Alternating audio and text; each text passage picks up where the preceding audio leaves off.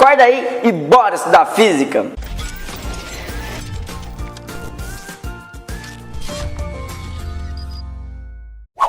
Fala galera, tudo bem? Meu nome é Igor Ken, sou professor de física e essa daqui é a nossa frente a frente que a gente vai estudar a mecânica, um dos estudos mais importantes aí para as provas que você vem fazer de vestibular. Bom, a mecânica ela está dividida em 3 grandes blocos. A gente vai ter o bloco da cinemática, o bloco da dinâmica e o bloco da estática. A gente vai começar o nosso estudo pela cinemática. O que a cinemática estuda? Ela estuda justamente a descrição dos movimentos, com uma ressalva, sem se preocupar com as suas causas. Ou seja, ela não se preocupa de onde vêm as causas desse movimento. Já mais adiante, a gente vai estudar a dinâmica. E a dinâmica, sim, vem falar para a gente sobre as causas do movimento. E a estática estuda justamente as condições de equilíbrio estático para um determinado corpinho. Bacana? Então a gente vai começar o estudo com a cinemática. A primeira aula nossa de cinemática é essa daqui, Introdução à Cinemática. Aqui a gente vai ver os conceitos fundamentais de cinemática, o conceito de velocidade escalar, que é um conceito bastante importante.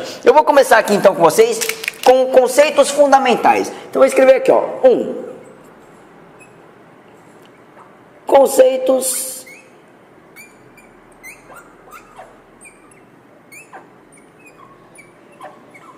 fundamentais. Bom, tem alguns conceitos fundamentais que a gente precisa estudar antes da gente começar realmente a estudar os conceitos de espaço e velocidade, são muito importantes aí para a cinemática. O primeiro conceito que a gente vai estudar é o conceito de ponto material. Isso daqui para a gente vai ser muito importante. Então você sempre tem que estar atento com esse conceito de ponto material, que o seu vestibular aborda bastante e é o ponto inicial do nosso estudo de cinemática. Bom, o que seria um ponto material? Preste muita atenção. Se você está numa viagem, dentro de um carrinho, né, e você, nessa estrada, o carrinho está andando, as dimensões desse carro, você concorda comigo que elas não são importantes aí para o nosso estudo da velocidade, aceleração e deslocamento desse carro? Nesse caso, a gente vai chamar esse carrinho de ponto material. Agora, caso esse carro comece a manobrar dentro de uma garagem, aí você já concorda comigo que as dimensões desse carrinho vão ser importantes, não é? Então a gente diz o seguinte, que quando as dimensões podem ser desprezadas, quando as dimensões não influenciam no estudo, no fenômeno estudo, a gente vai chamar esse carrinho, esse corpinho de ponto material. Caso contrário, caso a gente precise das dimensões desse corpinho, aí a gente vai chamá-lo de corpo extenso. Então vou colocar aqui, ó, para a gente começar o nosso estudo, ponto material. Vou escrever assim, ó, as dimensões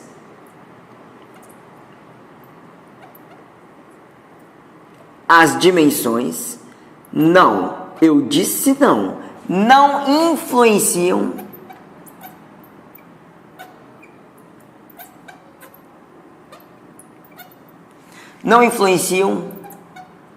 no fenômeno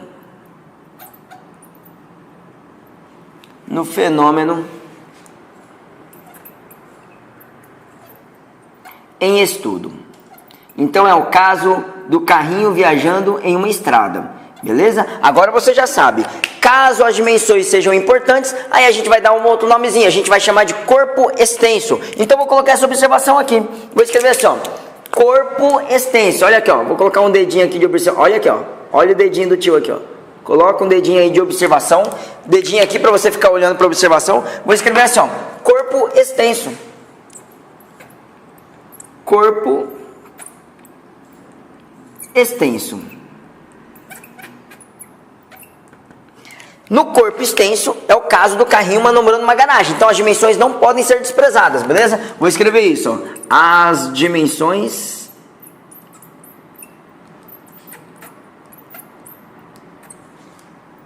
não podem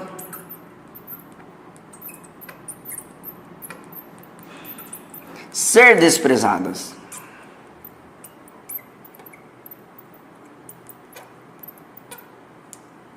Não podem ser desprezadas. Bom, então aqui é o nosso ponto de partida, bacana? Na nossa cinemática, no nosso estudo inteiro da cinemática, a gente vai lidar com isso daqui, ó. ponto material. A não ser que seja dito o contrário. Você vai ver que existe algum tipo de exercício em que tem um trem atravessando uma ponte. Aí a dimensão desse trem vai ser importante. Mas a gente sempre vai fazer a consideração de ponto material. Quando é que o nosso estudo vai ser relevante, o corpo extenso? Quando a gente vai lá na estática, lá na frente, um dos últimos estudos que a gente vai fazer da mecânica. Bacana? Tranquilão? Visto esse conceito inicial de ponto material, o próximo conceito que a gente vai ver é o conceito de referencial. E esse daqui também é um conceito importante. Então, anota aí comigo. Referencial. E eu vou explicar para você referencial da seguinte maneira. Preste muita atenção. Você pode ter em uma viagem, em uma estrada, duas pessoas. Vamos dizer que uma pessoa ela está paradinha na beira da estrada, enquanto a outra pessoa ela está viajando num carro. Aí, nessa estrada tem um outro carrinho viajando. Você concorda que as posições do segundo carrinho, vistas pela pessoa que está na beira da estrada e vistas pela pessoa que está no primeiro carrinho, são diferentes? São diferentes. A gente vai dizer que cada um desses observadores vai ser aí o nosso referencial. Ou seja, o que é um referencial? Referencial nada mais é do que um outro corpo que utiliza para medir as posições de um dado corpo. Beleza? Então vou escrever assim, ó. Referencial. Vou escrever assim, ó. Um corpo, olha aqui, ó. Referencial é o corpo em relação ao qual são medidas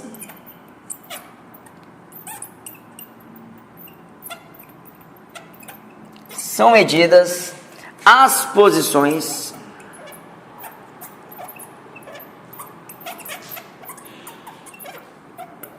dos demais corpos.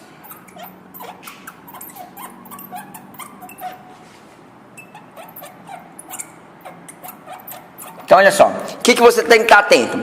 Referencial nada mais é do que algum corpo que a gente vai usar aí na mecânica inteira, que serve para medir a posição dos outros corpos. Muitas vezes a gente vai chamar de observador, beleza? A gente vai dizer, segundo o observador tal, a velocidade do carrinho A é tanto. Segundo outro observador, a velocidade do carrinho A ou do carrinho B é tanto. Então, nada mais é que um corpo que serve para medir as posições dos outros corpos. E como você viu, para cada um desses referenciais, as posições medidas são diferentes. Ou seja, aqui começa a surgir aquele conceito de relativo que a gente usa bastante na mecânica. Ou seja, o conceito de posição é relativo, ele vai depender do referencial. Então vou escrever aqui, ó.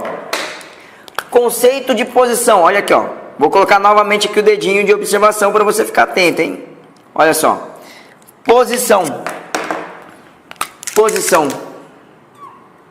Me acompanha aí, ó. Posição. Posição é um conceito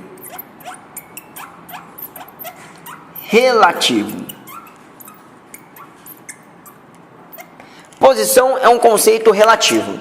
Bacana? Tranquilão? Então olha só, muitas vezes a um dado referencial a gente costuma associar um sistema de eixos cartesianos. A gente não vai fazer muito isso no nosso estudo da cinemática, beleza? Quando a gente tiver em outros estudos, talvez a gente use um pouquinho mais. Na matemática, você estuda esse sistema de eixos cartesianos, aquele eixo ortogonal x e y. No eixo x, a gente chama de abscissa, e o eixo y, a gente chama de ordenadas. E com isso a gente consegue medir as posições de um determinado corpo, em relação àquele dado referencial, em relação àquele dado sistema de eixos. Agora, se a gente mudar para um outro sistema de eixo, aí a gente vai ter uma nova mudança, a gente vai ter uma nova medida. Então, só para ficar registrada essa parte aqui de eixos cartesianos, como que funciona? A gente tem o seguinte, a gente faz um sistema de eixos assim,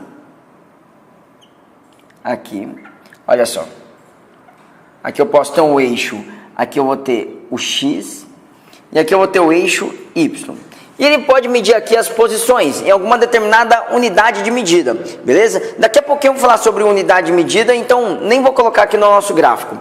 E eu posso ter aqui as posições assim, ó, posso ter aqui, ó, aqui a origem 0, aí que ter 1, 2, 3, 4, 5, etc. E aqui eu posso ter assim, ó, mesma coisinha. Tem aqui 1, 2, 3, 4 e etc. Bom, no que isso daqui vai ser importante pra gente? Como que a gente pode fazer as medidas de um dado corpinho aqui? Por exemplo, se eu pegar o corpinho A e disser que esse corpinho A está nessa posição aqui, ó, nesta posição, eu vou dizer então que as coordenadas desse corpinho A são eixo X, 2 e eixo Y, 3. Daí você vai e escreve assim, ó, 2 e 3. Então você está vendo que você consegue, por meio desse sistema de eixos, localizar a posição de um determinado corpinho. Se você pegar um corpinho B e disser que o corpinho B está nessa posição aqui, olha só, aqui o corpinho B, você vai ter que esse corpinho B está na posição abscissa 5 e ordenada 2. Bacana? Tranquilão? Então, só para ficar registrado essa parte aqui de sistema de eixos cartesianos, que às vezes é muito útil. Bacana, você vai usar mais daqui na matemática do que na física. Na física a gente vai ver um outro jeito de relacionar essas posições dos corpinhos. Show?